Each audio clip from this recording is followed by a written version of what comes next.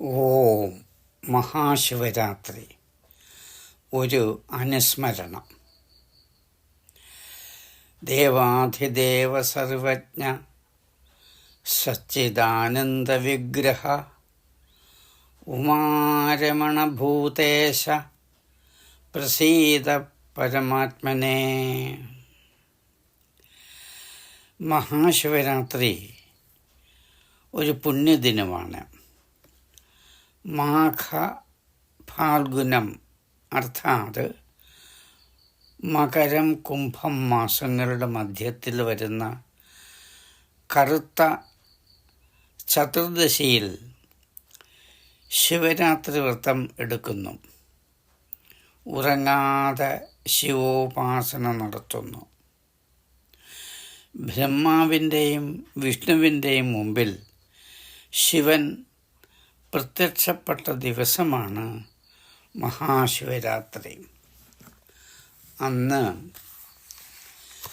ശിവാലയത്തിലെത്തി പ്രാർത്ഥിക്കേണ്ട ദിവ്യമായ ഒരു കീർത്തനമുണ്ട്. അഗ്നിപുരാണത്തിൽ ഇപ്രകാരം കാണുന്നു: ആവാഹിച്ചിടുന്നേ ഞാൻ ഭുക്തിമുക്തികൾ നിത്യം, കൈവരുത്തിയിടുന്നൊരു ശംഭുവെ ഭക്തിയോടെ, നരകപ്പെരുങ്കടക്കരക്കടക്കുവാൻ തരണിയായുള്ളൊരു ശിവനെ നമസ്കാരം. സൗഭാഗ്യാരോഗ്യവിദ്യാ വൈദുഷ്യ വിത്തസ്വർഗസൗഖ്യങ്ങളരിളിയിടും ശിവന് നമസ്കാരം. ധർമ്മത്തെ തരേണമേ, ധനത്തെ തരേണമേ, നിർമ്മലമൂർത്തേ കാമഭോഗങ്ങൾ നൽകേണമേ. ഗുണവും സത്കീർത്തിയും സുഖവും നൽകേണമേ. ഗുണവാരിധേ സ്വർഗമോക്ഷങ്ങൾ നൽകേണമേ. അത്യന്തം ദിവ്യമായ ഈ മന്ത്രം ജപിക്കുന്നത് വളരെ ഫലപ്രദമാണ്, പുണ്യപ്രദവുമാകുന്നു.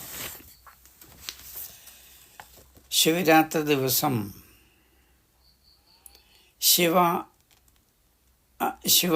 ശിവവിഗ്രഹം അല്ലെങ്കിൽ ശിവലിംഗം ദർശിക്കുന്നതിന് പല ഗുണഗണങ്ങളും ഇങ്ങനെ സങ്കല്പിക്കപ്പെട്ടിരിക്കുന്നു. ഒന്ന്, സൂക്ഷ്മ ശരീരം ശുദ്ധമാകുന്നു. രണ്ട്, സുഷുമ്ന എന്ന സൂര്യനാഡി ഉണരുന്നു.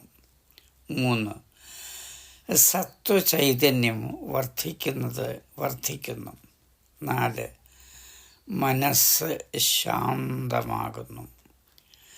അഞ്ച്, അനിഷ്ട ദുഷ്ടശക്തികൾ ഇല്ലാതെയാകുന്നു.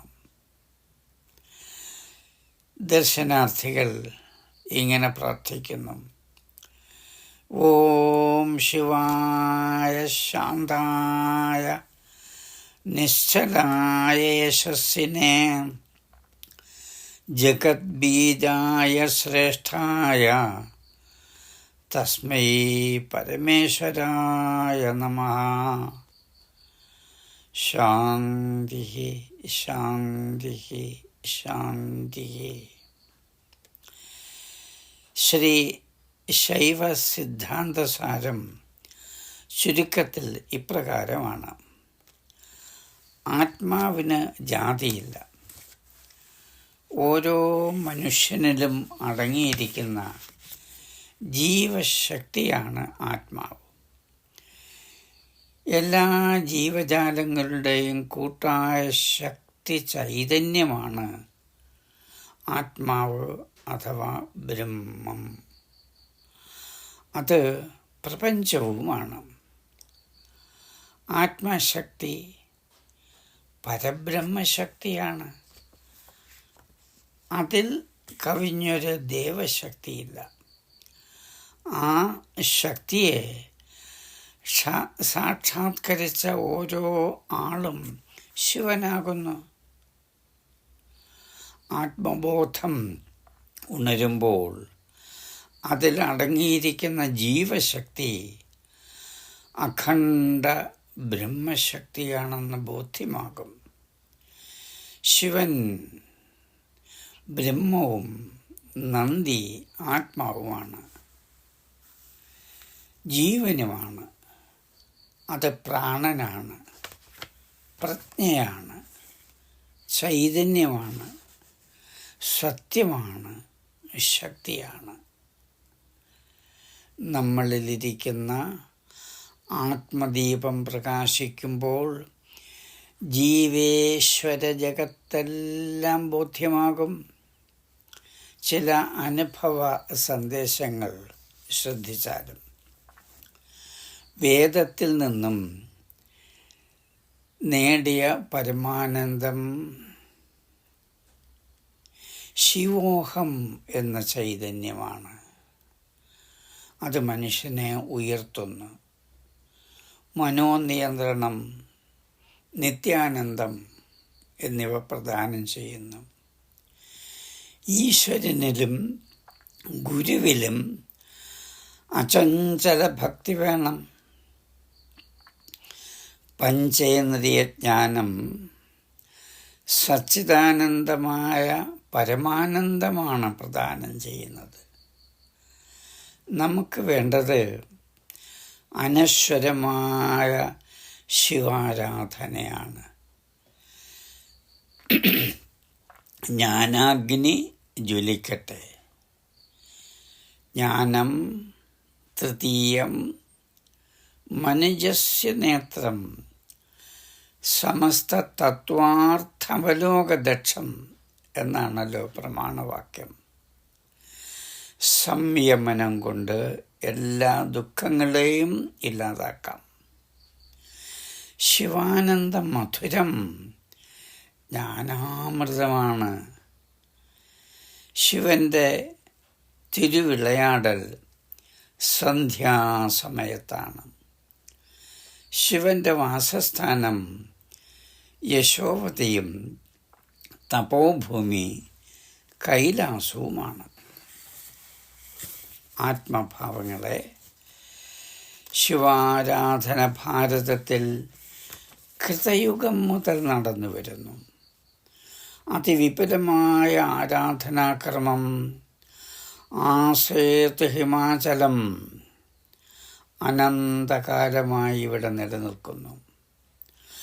സാത്വികവും അല്ലാത്തതുമായ പൂജാക്രമം സാർവത്രികമാണ്. അക്കൂട്ടത്തിൽ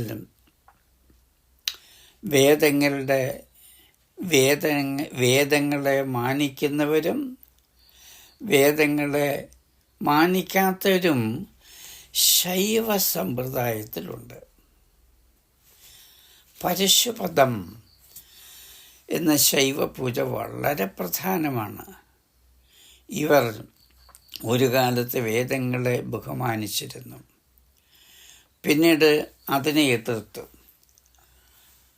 ഗുഡമില്ലം എന്ന പ്രദേശത്തിലെ ശിവലിംഗത്തിന് BC 2600 പരം വർഷം പഴക്കം കൽപ്പിച്ചിരിക്കുന്നു. ഇത് ശൈവമാർഗത്തിൻ്റെ പ്രാചീനമായ ചരിത്രത്തെയാണ് ദ്യോതിപ്പിക്കുന്നത്, അതിപ്രാചീനം. ശിവലിംഗം പ്രധാനമായും ശിവചിഹ്നമായിട്ട് സ്വീകരിക്കുന്നു, അതായത് ബ്രഹ്മത്തിൻ്റെ, ഈശ്വരൻ്റെ പ്രതീകം. ലിംഗ്യതേ ഇതി ലിംഗഃ. കൂടാതെ നടരാജ വിഗ്രഹവും കാണുന്നു. ശിവലിംഗം ഇളകുന്നതും ഇളകാത്തതും ഇങ്ങനെ 2 വിധം കണ്ടുവരുന്നു.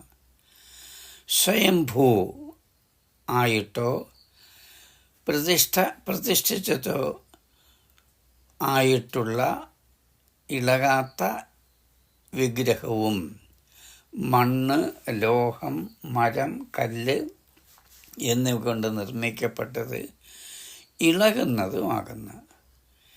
ക്ഷണികമായ ലിംഗങ്ങളും ഉണ്ട്. ഈ ലിംഗങ്ങളെ, പ്രതീകങ്ങളെ വയ്ക്കുന്നതിന് പീഠങ്ങളുണ്ടാക്കുന്നു. പല ആകൃതിയിലും വലിപ്പത്തിലുമാണ് കല്ലുകൊണ്ട് ലിംഗവും, ആൺകല്ലുകൊണ്ട് ലിംഗവും പെൺകല്ലുകൊണ്ട് പീഠവും നിർമ്മിക്കുന്നു. ലിംഗോദ്ഭവം, ചന്ദ്രശേഖരം, രൗദ്രം, ഉമാസഹിതം എന്നിങ്ങനെ പല രീതിയിൽ പ്രതിഷ്ഠകളുണ്ട്. സംഹാരമൂർത്തിയിൽപ്പെട്ടവയാണ് കാമാന്തകം, ഗജാരി, കാലാരി, ത്രിപുരദാഹകം എന്നിവ. ചണ്ഡേശൻ, വിഷ്ണു, നന്ദീശ്വരൻ, വിഘ്നേശൻ, അർജുനൻ എന്നിവരെ അനുഗ്രഹിക്കുന്ന രൂപങ്ങളും ശിവനുണ്ട്. നൃത്തം വയ്ക്കുന്ന തരത്തിലുള്ള അനേകം രൂപങ്ങളും വിഗ്രഹങ്ങളും കാണുന്നു. ദക്ഷിണാമൂർത്തിക്ക് ജ്ഞാനം, യോഗം, വീണാധരം ഇങ്ങനെ പല രൂപങ്ങളുമുണ്ട്. ശിവപൂജയ്ക്ക് ആദ്യം നന്ദികേശനെയും മഹാകാളനെയുമാണ് അർച്ചിക്കേണ്ടത്. പിന്നെ ഗംഗ, യമുന,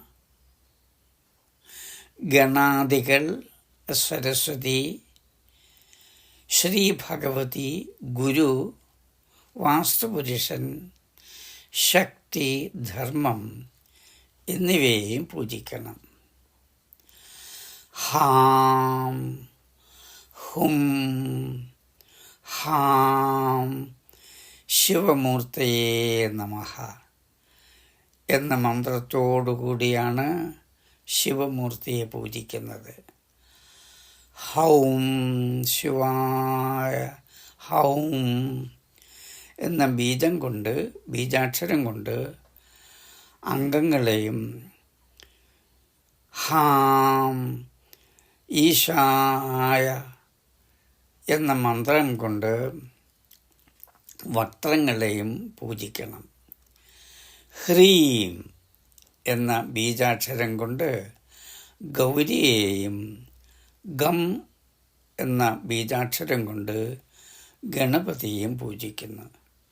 ഇതുപോലെ അനേകം പൂജാവിധികൾ അഗ്നിപുരാണത്തിൽ വിവരിച്ചിട്ടുണ്ട്. ത്രിമൂർത്തികളിലൊന്നായ ശിവൻ രുദ്രൻ എന്ന നാമത്തിൽ പൂജിക്കപ്പെടുന്നു. ശിവൻ മംഗളദാതാവാണ്. ഭാരതത്തിൻ്റെ എല്ലാ ഭാഗങ്ങളിലും ഗ്രാമങ്ങളിലും നഗരങ്ങളിലും ശിവാരാധന ഉത്തരോത്തരം വർദ്ധിച്ചു വരുന്നു. സ്വസ്തി ശുഭം ഭൂയാത്. സന്തു മംഗളശതാനി.